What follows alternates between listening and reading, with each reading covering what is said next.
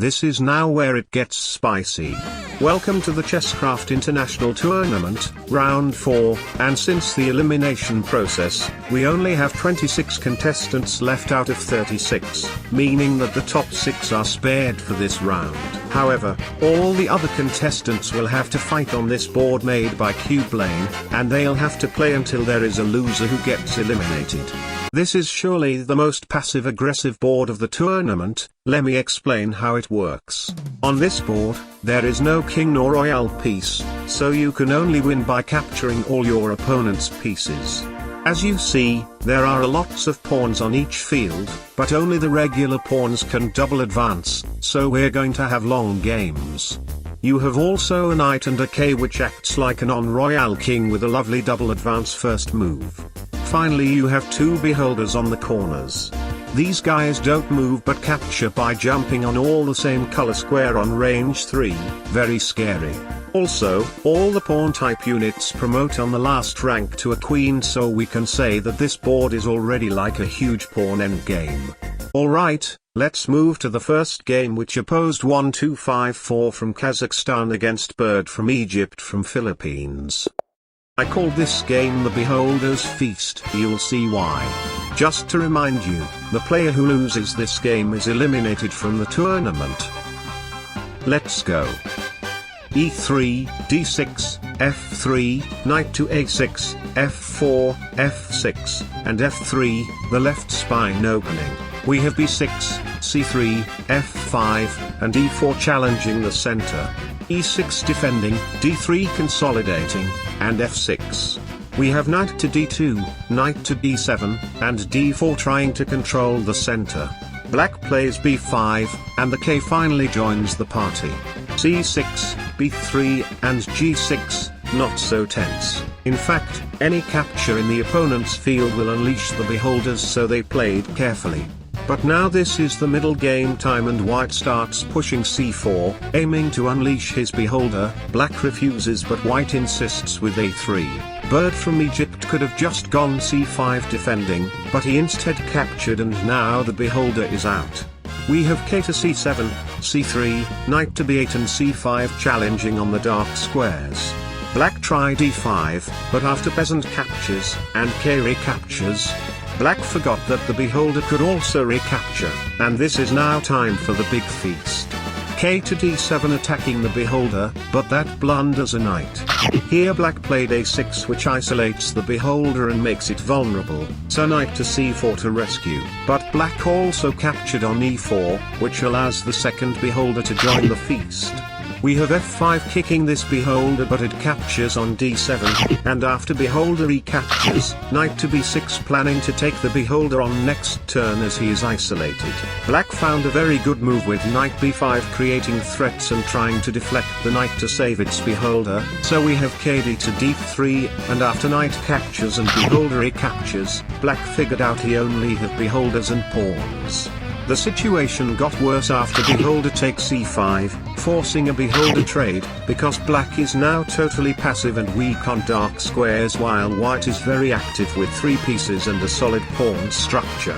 So the game ended in a very long agony, where Black slowly, but surely, lost his pieces one by one, and this is finally in this position, on move 39, that Bird from Egypt resigned the game. So he got eliminated from the tournament. And this is now time for the second game of this round, which opposed PXL against TN 9999, both from United States. I called this game the Symmetric game. You'll see why. D3, D6, C3, E6, E3, C6, F3, F6, C4, C7, C3, F7, F4, knight to D7, F3, knight to E7. Knight to D2, knight to B6, knight to D2, and finally knight to G6 transposing for white into a scarab attack and for black into a Belgian defense.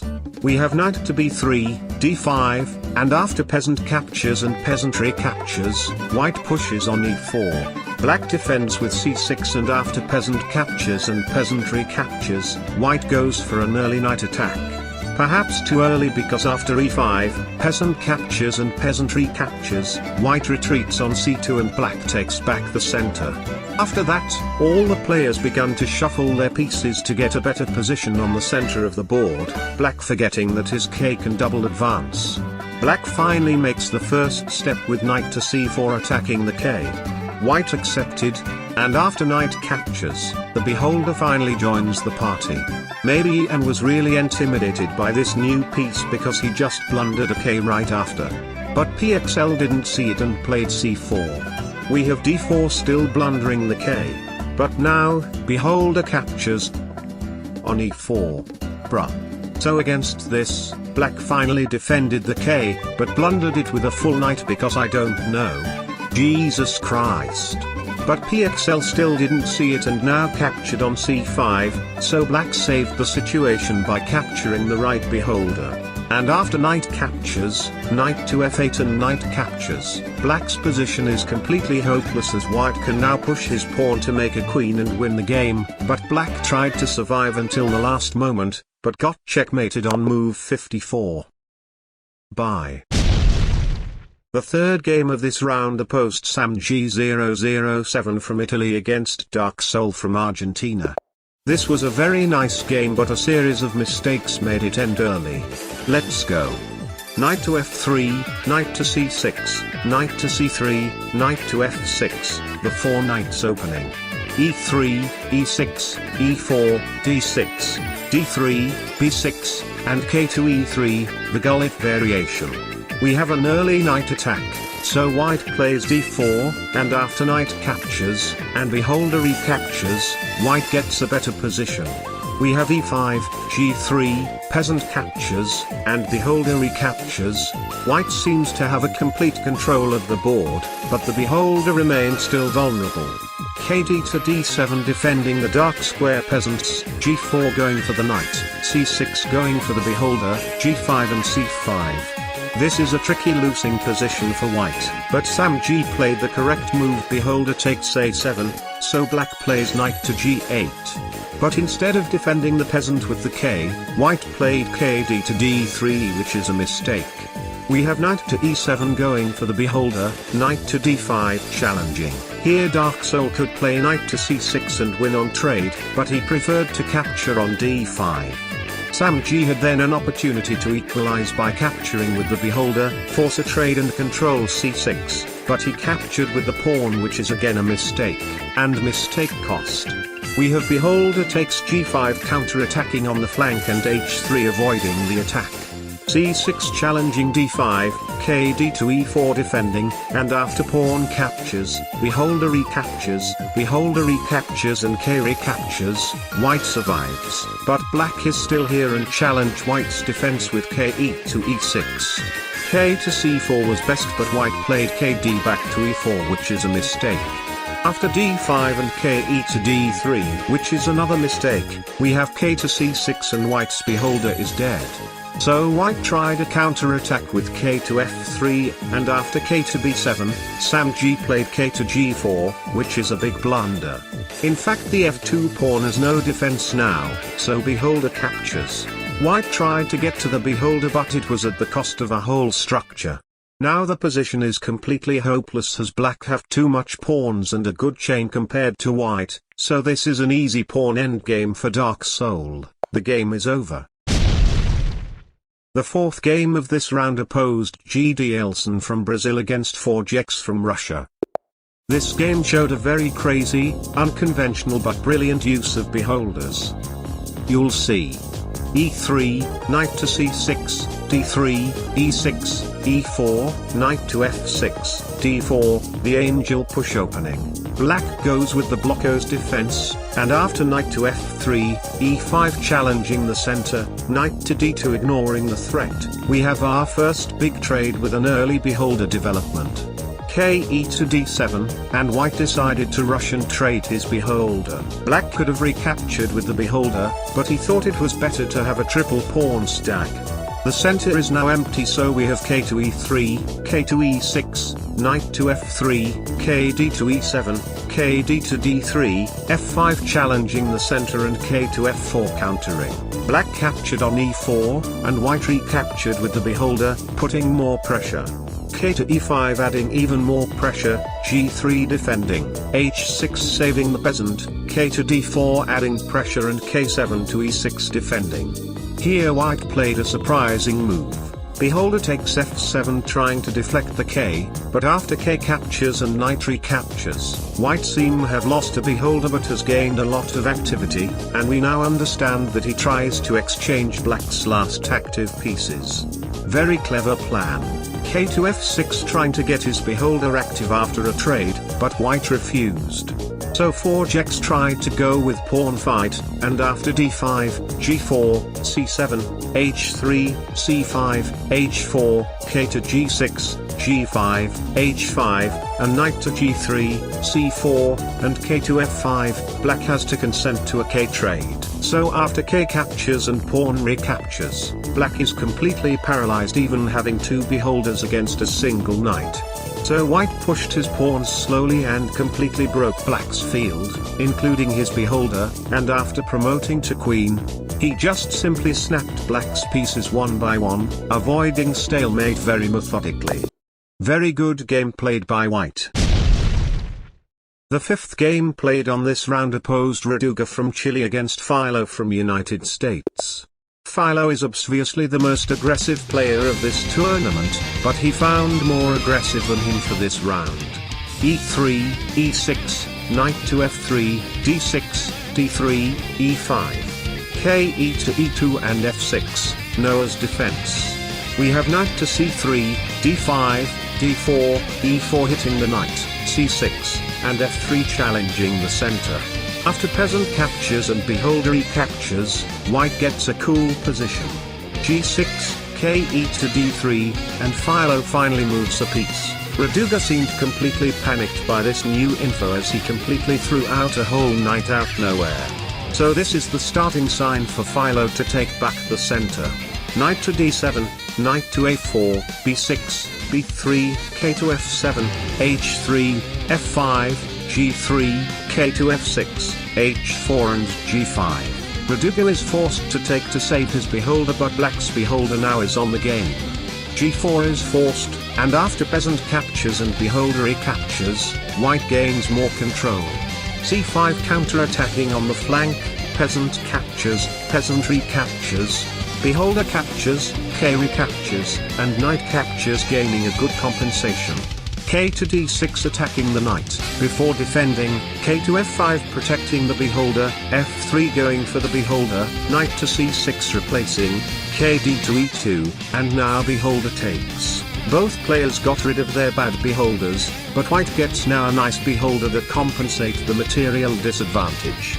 Philo decided to go for a crazy infiltration plan with his k, and after f5 and f6 blocking the pawn, white seems stuck, and indeed, black took slowly but surely advantage of the position by its material advantage, and this is on move 42 that Raduga resigned the game. The sixth game of the tournament opposed Ristet from Philippines against Maria Kawai from Spain. Even if this game had blunders, this game was tense even at the end. e3, d6, d3, e6, kd to d2, c6, ke to e2, the royal siege. c5, knight to a3, ke to e7, and d4 challenging the center. We have peasant captures, peasant recaptures, f6, knight to f3, e5, and Ristet blundered a pawn because the beholder can take. However, this beholder is now exposed, so Maria needs to be careful. Ke to e3, c6, c3 going for the beholder, k to e6, and c4. However, Ristet forgot that the beholder could take on a2. So k to c3, and Maria starts to take the center. c5, knight to a6, and here Ristet played to get the beholder into the game on trade. a6 is forced, c3, knight to e7, g3, kd to d7, h3 going on the flank, h6, h4 g6, g4, and k to e8 replacing. We have knight to h2, f5, f3, f4, k to e2, f6, f2, k8 to f7, knight to f1, g5, h5, and f5, knight to d2, kf to f6, and knight to b1. Even if the game seems peaceful at this time, we see a very clear infiltration from black. And this is just a start. e4 challenging the center, knight to d2 defending, ke to e5 taking space, b3, and after pawn captures and peasantry captures, the path is even more cleared. f3 kicking the k to f4 challenging, c4 counter challenging, k6 to e5 defending, knight a to b1 to get more defense, but Maria doesn't allow it.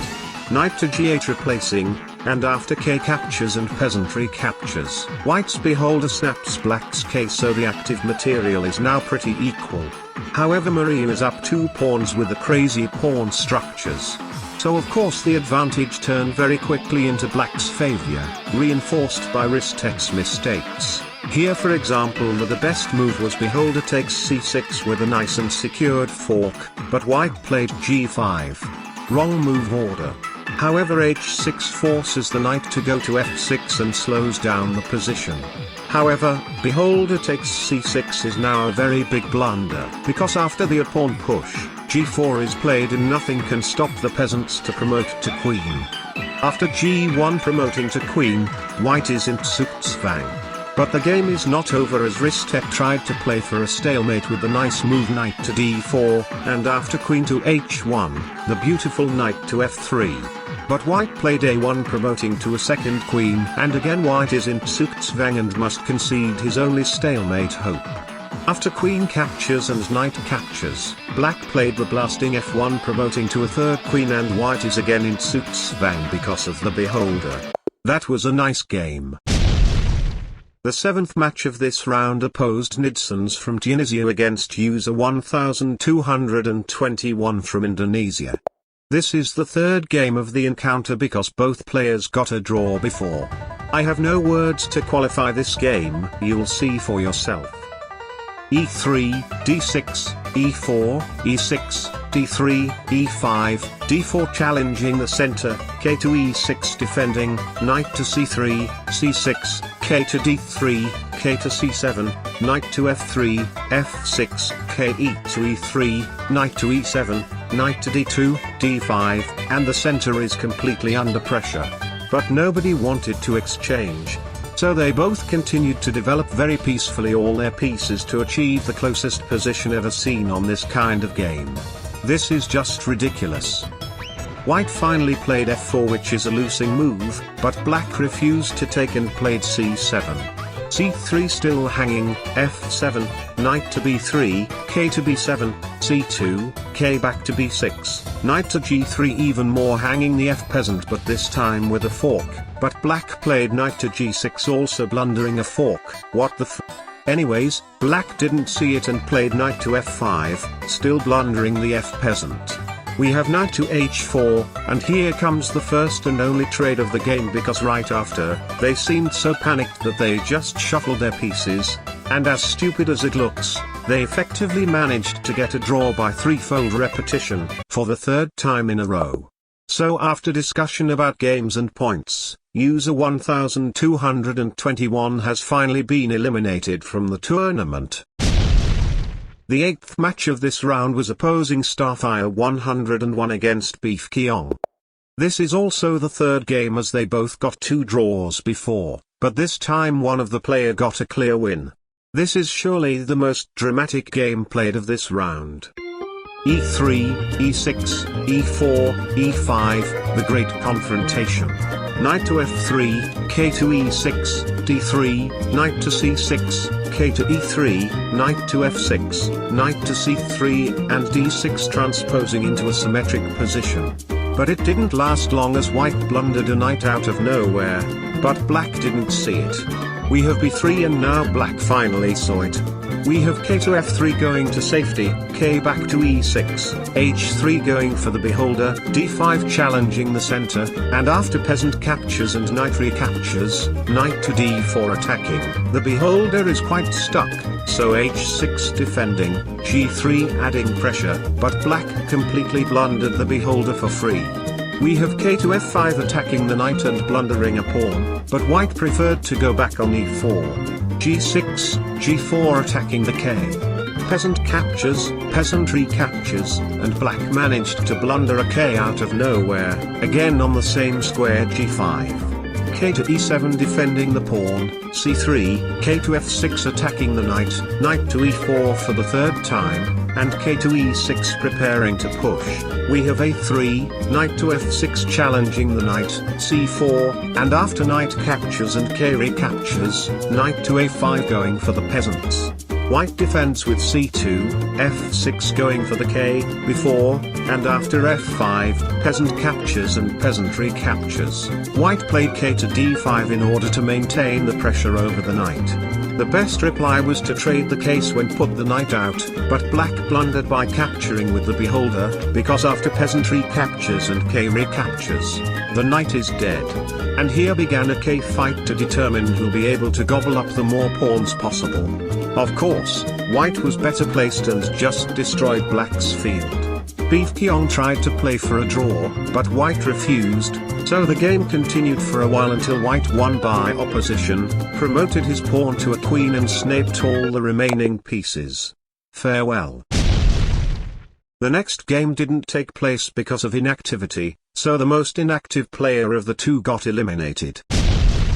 So we finally get to the last game played on this round, which opposed Cargill from Russia against Wasted from Vietnam. This is surely the best game played on this round so far. Prepare your brain. d3, e6, knight to f3, c6, b3, d6, e3, knight to a6, d4, h6, g3, knight to f6, h3, d5, k to d3, k to d6, knight to h4, b6, and f3. A very long and careful opening. We have c5 challenging the center, and white accepted the trade, giving space for black. c3, preparing to kick the k, g6 for the knight. White plays e4 counter-attacking the center, g5 kicking the knight with tempo, then e5 ignoring the threat and taking space. K e to e3 adding some defense, k to e6 doing the same, knight to a3 preparing to push and b5 protecting the c4 square. We finally have before kicking the k and after c2, c6, knight back to b1, black pushes on c5 preparing a big infiltration. We have knight to d2 replacing, k to c6, and f4 attacking from the flank. Knight to h5 attacking and putting pressure, f2 defending. We have f6, f5 kicking the k, k to f3 going for the knight, c4 kicking the k, knight back to b8, k to g4 attacking the knight, knight to g7, and h4 trying to take the flank. Black accepted the trade and now white's knight is ready to sneak in. f7 was best but black tried h5 to kick the k first. However, white played knight to g6 allowing the trade, so peasant captures, beholder recaptures, knight to d7 and knight captures and white gets a comfortable position. K to e7 trying to defend, but knight back to g6 threatening to trade. But black didn't seem concerned and played knight to b6 to sneak in later. We have f3, a6, f4 challenging the center, kc to d6 defending, knight to f3 adding pressure and knight back to d7 defending, a3 trying to attacking on the flank, but f7 is played, which is a small mistake because after knight captures, k recaptures, peasant captures, and peasant recaptures, white snaps a peasant. Knight to e8, k to e4 attacking, and rather than defending, black found a nice triple fork. However, white hung to the position with knight to h2 protecting everything and after k to d6 finally defending. It's already too late because the pawn is hanging. K back to e7 attacking the beholder, so white trades, and takes off another peasant. Here, Black could capture the peasant with the knight but instead played knight to e8, which is completely losing, but for some reason white played d6, which is also a bad move. Knight captures was best, but k captured. And this is the big blunder of the game, because after k captures and knight recaptures, black has absolutely no defense against the peasant pair and a knight, and soon or later it's going to promote to a queen. And you know how it's gonna end. So this is the end of the round 4 of the Chesscraft International Tournament. I hope you spend a good moment watching this. Here are actually the standings of the tournament, so there will be also a lot of games for round 5. See you later.